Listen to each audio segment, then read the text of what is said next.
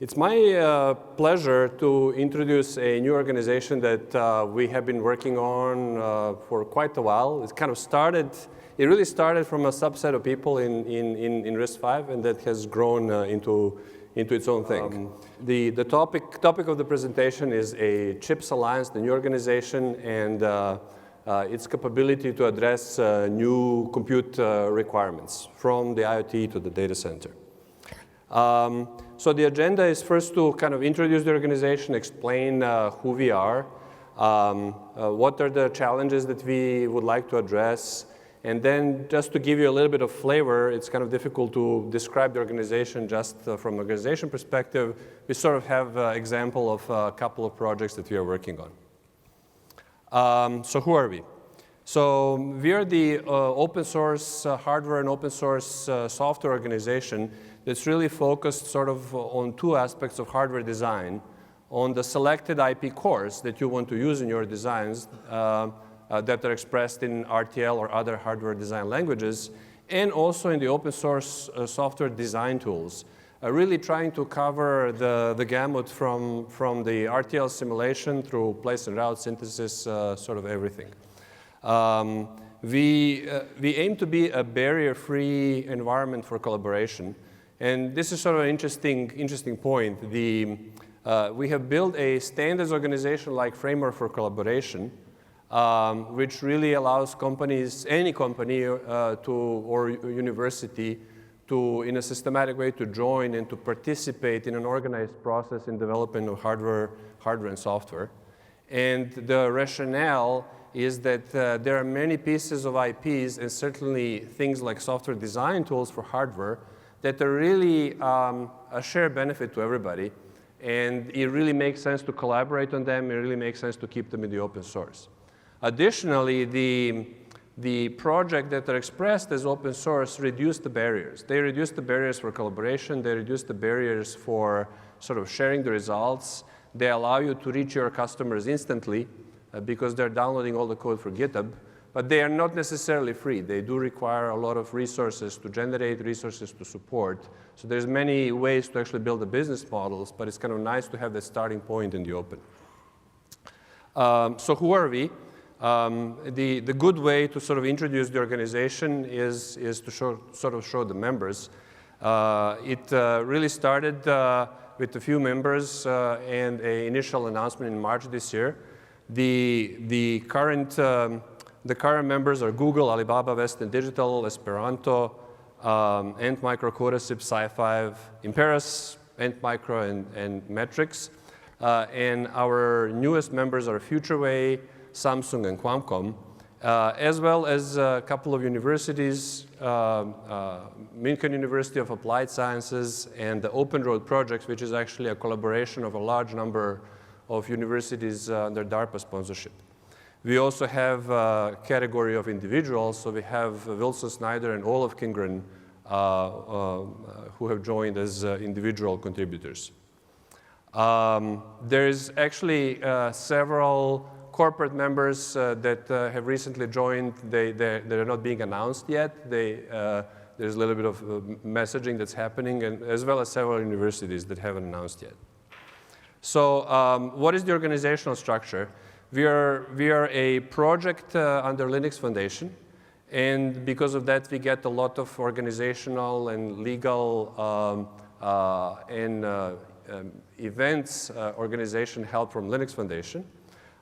We have a board of directors, and under board of directors, similar to RISC-V, we have a technical committee, we have a office of executive director, and we have the outreach committee or marketing committee that helps with events and the marketing outreach. The events, we actually have an event coming up on January 29. It's going to be a CHIPS Alliance as a chisel workshop to the event in Milpitas. And then in most likely in early April or in March, we are planning our second workshop that's going to be in China, in Shanghai. It's going to be co-hosted by Fudan University and Alibaba. And our past events is we had our first workshop in Mountain View on Google campus on June 19 this year. And we also had a small sort of experts design verification workshop at Munich in mid-November.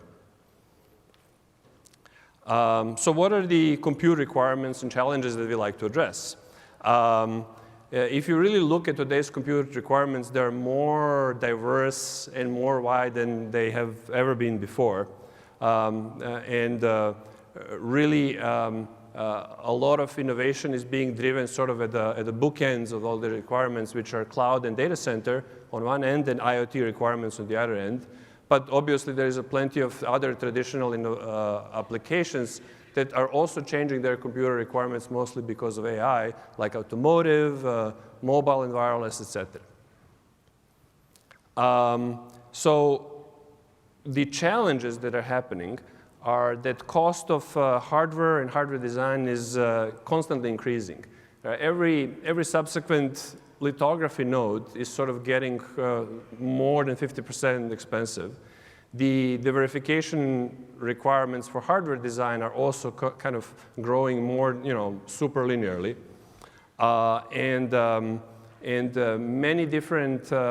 Many different application segments are requiring new designs because of AI and requirements for applying AI algorithms are really changing everything and requiring new designs.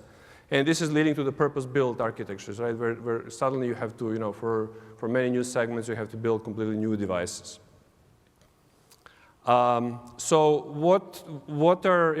how are we addressing these challenges? Well, number one thing is that there's many pieces of IP that can be shared between the different projects, and they don't necessarily need to be redeveloped in each company. And a really good example of this are RISC-V cores. In RISC-V Foundation, we kind of track the number of the RISC-V cores, including open source RISC-V cores, and there's really large number of them. We probably don't need all of them. And whenever you make a new RISC-V cores, you're probably spending about a few weeks to a month on a design, and then probably about 12 months on design verification. So obviously there is a great opportunity to reduce the total number of types of cores that you need and reinvest into design verification that's shared by a number of companies and significantly reduce the cost.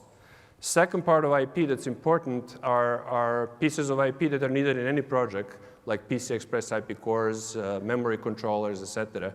And we actually ran a study a couple of years ago on one of the RISC-V workshops, and we actually discovered that for small to medium companies, these Encore components of the SoC are one of the biggest pain points. So we obviously want to address that as well. And finally, there is many other pieces of IP that are important: neural network, inference accelerators, interconnects, etc. The second component that's very important in open source software design tools, and as we started talking to the original members and the new members, we actually discovered that this is a very important component of the overall organization. And we actually have several active working groups that are really software groups working on design tools for hardware. The open source collaboration obviously really enables innovation in a great way, enables the breakthroughs, allows academic members to contribute interesting ideas, and it allows us to leverage the broad expertise of many members from all continents. So a little bit about our projects, just to kind of give you an idea. So some of the active work groups that are sort of meeting at a 2-week cadence are the Interconnect working group that's hosting tiling project that originally came from Sci-Fi and UC Berkeley, and OmniXtend, which we talked about a lot yesterday, and I'll have a couple of slides about that, which is a networking protocol for cache coherence messaging that uses tiling inherently. We have a Chisel work group that came from UC Berkeley, and it's probably one of the sort of famous projects that has grown together with RISC-V, and it's probably one of the key reasons for high speed with which Sci-Fi can produce new designs. Then we have a cores work group that's currently hosting a SweRV course from Western Digital, but is expected to have other RISC-V cores in the future as well. And finally, the tools workgroup that hosts a Verilator RTL simulator project from Wilson Snyder, Fuse SoC from Olaf Kingren, and CocoTB Verilator project by many members from the FOSSI Foundation. So a little bit about the SweRV core roadmap. So this is the current SweRV core roadmap that we're hosting in CHIPS Alliance. We talked about SweRV H1 core last year. It's the first core on this diagram. This was a superscalar 9-stage dual issue pipeline with a sort of very nice core mark performance, very close to 5 core marks per megahertz. This week we have released the second generation SweRV cores. This is an upgrade to SweRV H1, which is a dual-threaded SweRV core called EH2, and really shares the design of the pipeline with from EH1, but introduces actually 2 threads. So when you have software running on top of EH2, the software will see 2 RISC-V hearts. And we have SweRV EL2, which is a small 4-stage pipeline that's very important for SoC designs to have a kind of small core whenever you need to implement a sequencer of some small finite state machine.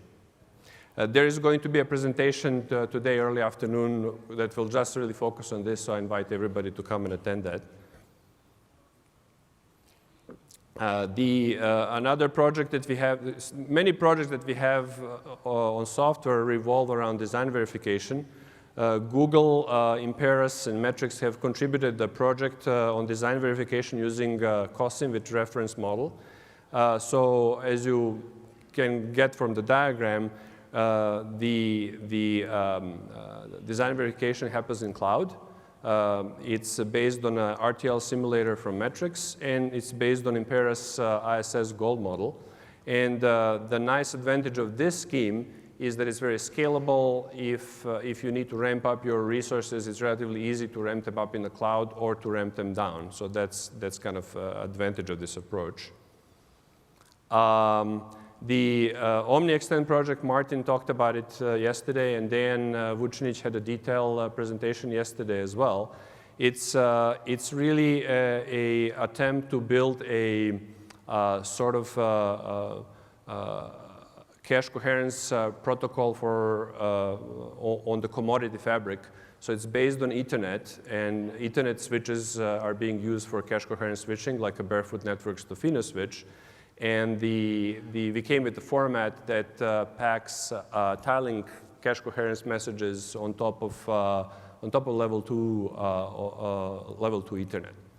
It's completely open. The specifications are being managed in the CHIPS Alliance workgroup that's focusing on this.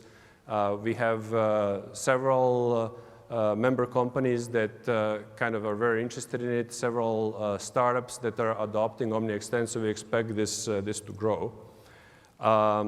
The promise that it enables is heterogeneous computing, meaning as you attach multiple nodes that are supporting OmniXtend, you can actually get a cache coherent access to the memories. You know, all nodes can access memories of all the other nodes, or you can specialize some nodes to be compute nodes, acceleration nodes, and memory nodes as well. We were showing up a demo yesterday on a summit show floor.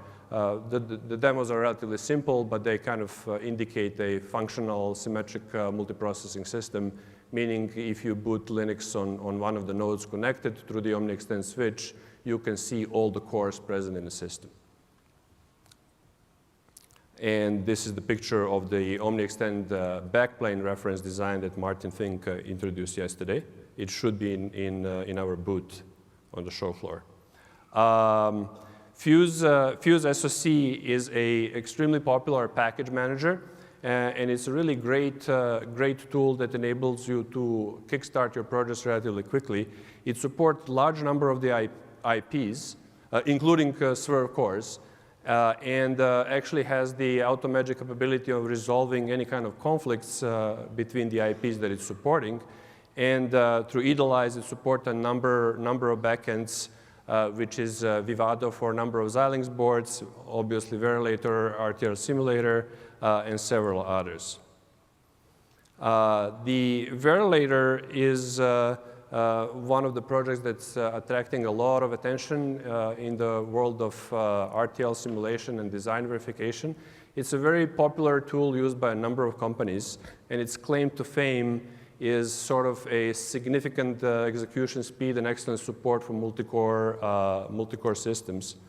And the accent on the Verilator is really developing the Verilator roadmap and enabling full system Verilog support in Verilator. And that's sort of our modest 2-year goal for the Verilator project. Once we enable Verilator to have a full system Verilog support, we can actually start working on a full UVM-compatible design verification flow that will be in the open source. One of the latest contribution from Esperanto is Dromaio. It's a new RISC-V emulator, and it's really it's an emulator that's intended for cost simulation,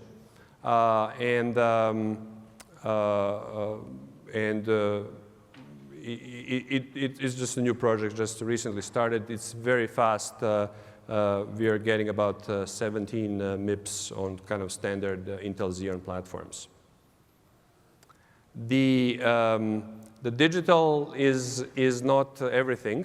Many key pieces of the designs, especially for the IoT, have analog components.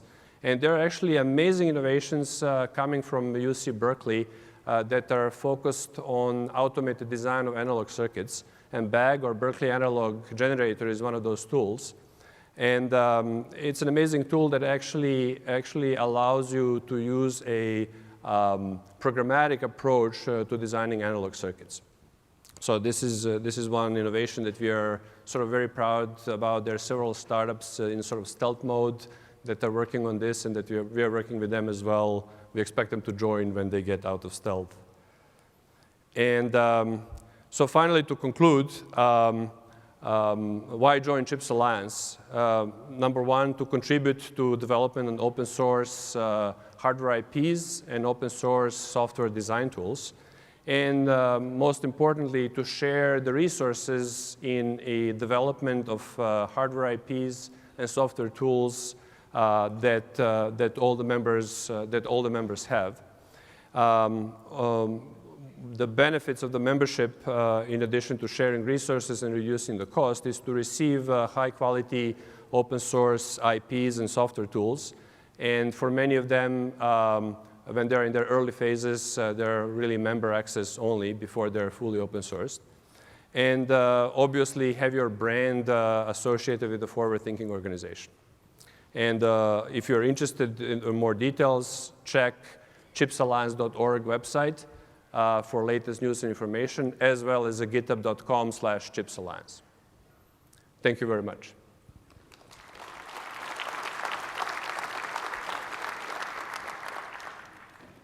In the case that there are any questions, we actually have several microphones in the room. So. My question is about Verilator and the relationship Chip Alliance to Verilator. Is Chip Alliance taking on Verilator as a project so that you'll be managing it in GitHub and adding all the system Verilog features, etc.? No, so Verilator is one of the pre-existing projects, but Wilson Snyder joined CHIPS Alliance. We have the category of like individuals. Yeah.